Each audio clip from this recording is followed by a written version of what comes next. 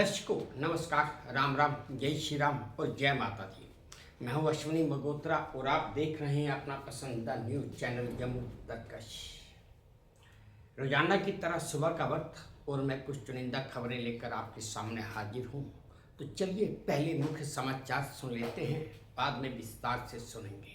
American space agency NASA बंद हो गई है। माता वैष्णो देवी की यात्रा भी अब स्थगित हो गई है। अब तो रोबोट भी बच्चे पैदा कर रहे हैं। नवजात शिशु के पेट में भी बच्चा पल रहा है। भारत की पहली बार पाकिस्तान को खुली धमकी। भगवान श्री कृष्ण को बांके बिहारी क्यों कहते हैं? ये जहर तो साइनाइड से भी ज़्यादा खतरनाक है। 100 साल तक चलने वाली बैटरी आ गई है। इसे कहते हैं जीत का जुनून। सीजन की पहली बर्फबारी शुरू हो गई है। भारत पर हाई टैरिफ लगाने वाले डोनाल्ड ट्रंप के अपने ही देश अमेरिका में अब संकट पैदा हो गया है।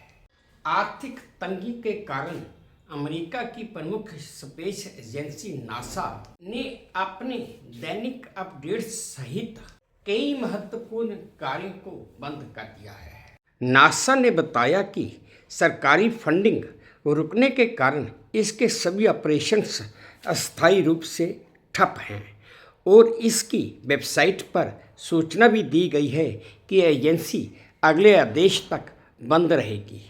वहीं दूसरी तरफ ट्रंप भारत से अपेक्षा कर रहा है कि वो उसे नोबेल पीस प्राइज के लिए नॉमिनेट करे, जबकि कोई भी इंसान पूरी दुनिया में अपने लिए नोबेल प्राइज कभी मांगता नहीं है।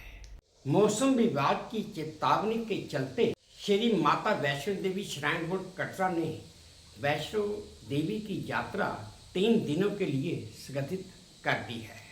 पिछले 26 अगस्त को भारी बारिश की वजह से कई जगहों पर भूस्खलन हुआ था। इस कारण यात्रा के मद्देनजर सुरक्षा को ध्यान में रखते हुए श्री माता वैष्णो देवी श्राइन बोर्ड ने ये फैसला लिया है। हालांकि श्री माता वैष्णो देवी श्राइन बोर्ड के इस फैसले से लाखों श्रद्धालुओं को मायूसी हुई है, निराशा हुई है। वहीं दूसरी तरफ रियासी में शिवखोड़ी की यात्रा भी इस दौरान स्थगित ही रहेगी। वांझपन की समस्या के बीच एक बड़ी खबर, राहत की खबर सामने आई है। अब आर्टिफिशियल इंटेलिजेंस की मदद से रोबोट भी बच्चों को जन्म देने में मदद कर रहे हैं। न्यूयॉर्क की एक startup company conceivable life sciences ने ओरा नाम का एक रोबोटिक IVF सिस्टम विकसित किया है, जो 205 मैनुअल प्रोसेस को ऑटोमेट करता है। वाशिंगटन पोस्ट के अनुसार पिछले 3 सालों से इस तकनीक की मदद से 20 से ज़्यादा बच्चों का जन्म हो चुका है और फिलहाल ये तकनीक अभी भी ट्रायल स्टेज पर ही है। जब ये ट्रायल पूरा होगा तब इस तकनीक को पब्लिक के लिए उपलब्ध करवाया जाएगा।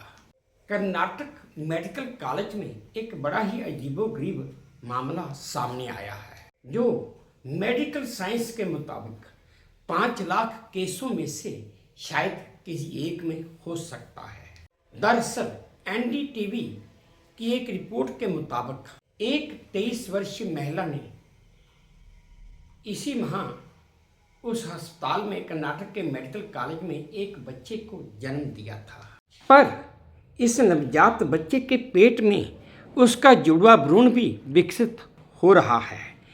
इस दुर्लभ स्थिति को फेटस इन फीटू कहते हैं और ये लगभग 5 लाख नवजातों में से किसी एक में हो सकता है, जैसा कि मैं आपको पहले ही बता चुका हूँ। पहली बार भारत के सेना प्रमुख उपेंद्र द्विवेदी ने सैनिकों के साथ बातचीत करने के दौरान कहा कि अगर ऑपरेशन सिंदूर 2 हुआ तो भारतीय सेना पहले जैसा संयम नहीं बरतेगी और हो सकता है कि भारतीय सेना पाकिस्तान को नक्शे से ही मिटा दे। सेना प्रमुख ने आगे कहा कि अब पाकिस्तान को खुद सोचना पड़ेगा कि अगर उसे नक्शे में बने रहना है तो उसे आतंकवाद का संरक्षण रोकना हुआ। दर्शकों, मैं ये बता दूं कि पहली बार है जब भारत की तरफ से पाकिस्तान को खुले तौर पर एक चुनौती धमकी दी गई है। यूं तो भारत किसी को धमकी देता नहीं है, लेकिन जब करता है तो करके ही दिखाता है। दर्शकों, क्या आप जानते हैं कि भगवान श्री कृष्ण को बांके बिहारी क्यों कहा जाता है?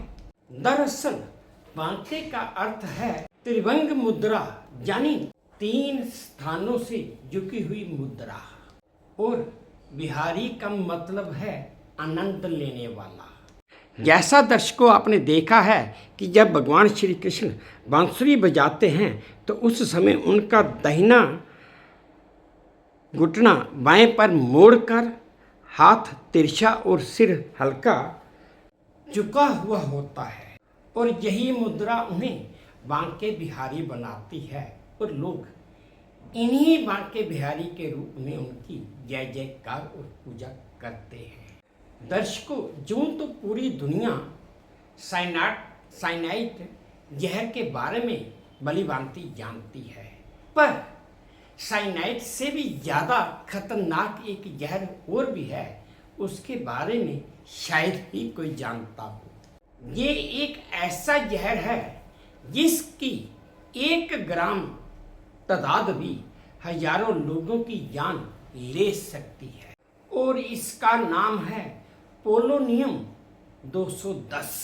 दरअसल पोलोनियम 210 एक रेडियो एक्टिव तत्व है जिससे निकलने वाला रेडिएशन शरीर के अंदरूनी अंगों के साथ साथ डीएनए और इम्यून सिस्टम को भी तेजी से तबाह कर देता है। और क्यूरी नामक वैज्ञानिक ने इसे 1898 में खोजा था।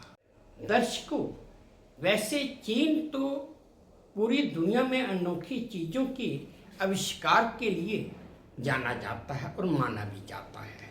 अब चीन ने सिक्के के आकार की एक परमाणु बैटरी बनाई है जिसे चाइना के नॉर्थ वेस्ट नॉर्मल यूनिवर्सिटी के वैज्ञानिकों ने बनाया है। और तो और ये बैटरी एक बार पूरी तरह चार्ज हो जाए करने के बाद 100 साल तक चल सकती है। ये बैटरी रियल मिनरल कार्बन 14 से बनाई गई है। इससे पहले चीन ने V100 नाम की एक बैटरी लॉन्च की थी। ये निकल 63 से बनाई गई थी और ये बैटरी 50 साल तक चलती है ना दर्शकों? कितनी मज़ेदार बात कि अगर ये बैटरी उपलब्ध हो जाए तो रोज़ रोज़ फ़ोन चार्ज करने का झंझट ही हमेशा के लिए ख़त्म हो जाए। पोलैंड की पैरालंपिक चैंपियन क्लब थ्रोअर रोजा कोजाकोवास्का ने मंगलवार को दिल्ली में वर्ल्ड पैरा एथलेटिक्स चैंपियनशिप 2025 में स्वर्ण पदक जीतकर तहलका मचा दिया। दरअसल मंगलवार सुबह ही रोजा गंभीर डिहाइड्रेशन, उल्टी और हीट स्ट्रोक के चलते अपने कमरे में बेहोश मिली थी, जिसके बाद उन्हें अस्पताल में भर्ती किया गया था और अस्पताल में कुछ घंटे बिताने के बाद उन्होंने F32 स्पर्धा में भाग लिया और गोल्ड मेडल जीतकर पूरी दुनिया को ही चौंका दिया। हर कोई सोच रहा था कि डिहाइड्रेशन, हीट स्ट्रोक और उल्टी की वजह से इनमें तो कमजोरी आ गई थी, फिर ये गोल्ड मेडल कैसे जीत गईं? दर्शकों, आज का आखिरी चुनिंदा समाचार ये है कि कल कश्मीर में सीजन की पहली बर्फबारी शुरू हो गई। सोनमर्ग, गुलमर्ग और गुरेज की ऊंची पहाड़ियों पर और उनकी चोटियां बर्फ की सफ़ेद चादर से ढक गई हैं। एक तरफ ऊंची पहाड़ियों पर बर्फबारी हुई वहीं मैदानी इलाकों में बारिश की वजह से श्रीनगर में तापमान में गिरावट दर्ज की गई। दर्शकों, आप जो वीडियो देखिए जो मुझे वे2 न्यूज़ के सौजन्य से प्राप्त हुआ है।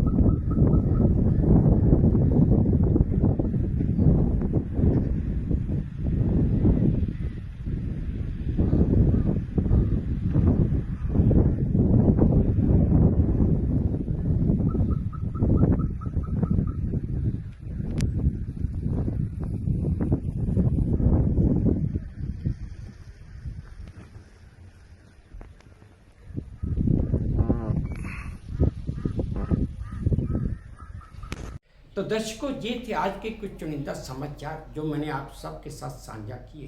उम्मीद करता हूँ आपको अच्छे लगे होंगे, ठीक लगे होंगे। अगर ठीक लगे हैं, अच्छे लगे हैं तो मेरी वही प्रार्थना कि प्लीज़ मेरे इस चैनल को लाइक कर दीजिए, शेयर कर दीजिए और सब्सक्राइब भी कर दीजिए। और हाँ, अपने कमेंट्स मेरे कमेंट बॉक्स में ज़रूर डालिए ताकि मैं उन्हें भी ध्यान से पढ़ सकूँ। बस अब इसी उम्मीद के साथ आप सबसे विदा लेता हूँ कि आप अपना भी ध्यान रखेंगे, अपने देश का भी ध्यान रखेंगे। जय भारत, तो धन्यवाद।